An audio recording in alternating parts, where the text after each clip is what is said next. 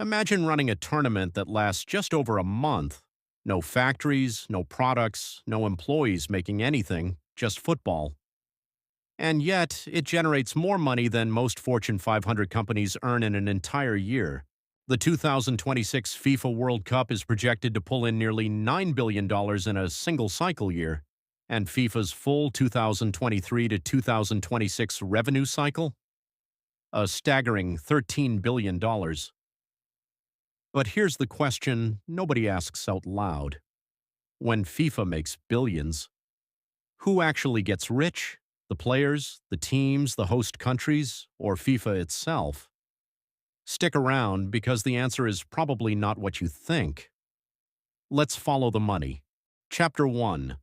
The biggest World Cup ever. The 2026 World Cup isn't just another tournament. It's the largest sporting event in human history. For the first time ever, 48 teams, up from 32 104 matches, nearly double previous tournaments' three host countries, the United States, Canada, and Mexico. But here's the number that puts it all in perspective. The 1994 World Cup, also hosted in the United States, generated around $4 billion. dollars. The 2026 edition is projected to generate more than double that. In 32 years, the World Cup didn't just grow, it became a completely different financial beast, and FIFA engineered every single part of that growth deliberately. More teams means more matches mean more tickets mean more money. Simple math. Massive scale. Chapter 2. Where does the money actually come from? Most fans assume FIFA makes its money from ticket sales. That's understandable. Sold-out stadiums, premium seats, VIP packages. But tickets, that's not even close to the biggest number. The single largest revenue source for FIFA is television rights. FIFA expects roughly $3.9 billion dollars from broadcasting deals for the 2026 cycle alone. To put that in perspective, that's more than Netflix spends on original content in an entire year. Billions of people across 200-plus countries watch the World Cup, and every single broadcaster from NBC in the US to be in sports in the Middle East pays FIFA for the right to show it. After that comes sponsorships and marketing. Global brands like Adidas, Coca-Cola, and Visa pay nine-figure sums for pitch side visibility. Hospitality packages, corporate suites, and executive experiences that sell for tens of thousands per match. Licensing and merchandise. Every official ball, every jersey, every video game. And yes, ticket sales. FIFA's revised budget projects approximately $8.9 billion dollars in revenue for 2026. Every goal you watch, every commercial break, every sold-out stadium, every jersey sold at an airport, all of it flows back to one organization. Chapter 3. Does FIFA keep all of it? Here's where it gets interesting. Surprisingly, no. FIFA publicly claims it reinvests more than 90% of its revenues back into football through tournaments, development programs, member associations, and football infrastructure around the world. Over the full 2023 to 2026 cycle, FIFA projects more than $11.6 billion dollars flowing back into the sport globally. That's a remarkable figure if accurate, and that if matters. Critics and investigative journalists have repeatedly questioned how FIFA calculates that 90% figure, pointing out that some of those investments include administrative costs, executive salaries, and payments that critics argue benefit FIFA insiders as much as the game itself.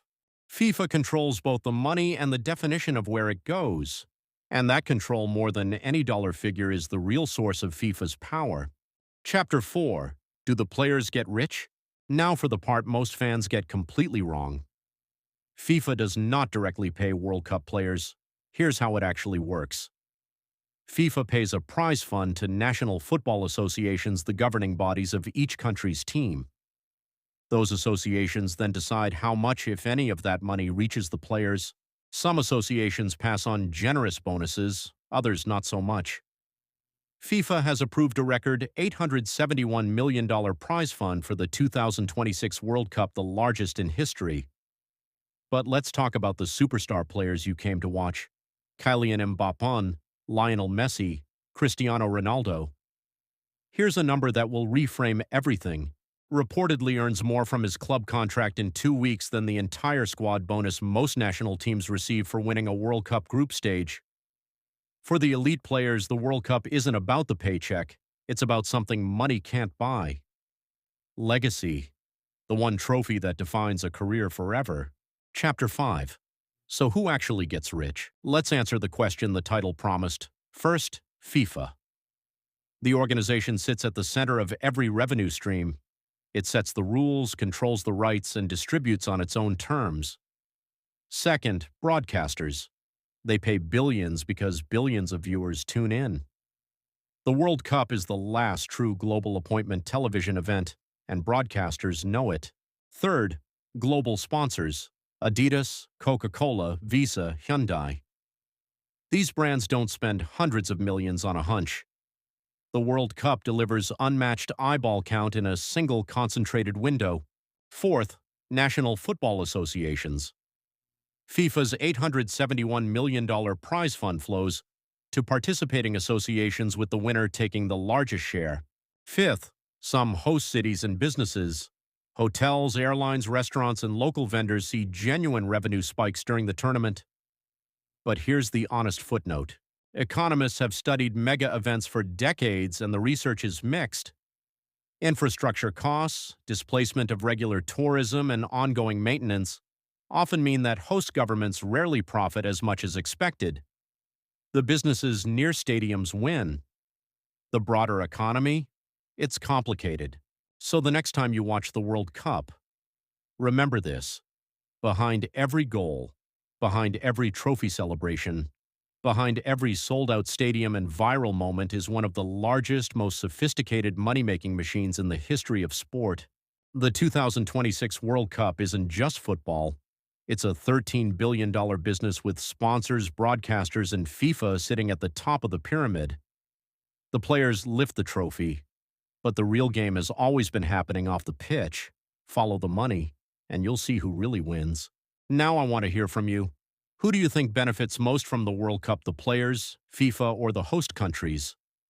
Drop your answer in the comments below, and if you want to see how the FIFA money machine compares to the NFL or the Olympics, that breakdown is coming next. Make sure you're subscribed so you don't miss it.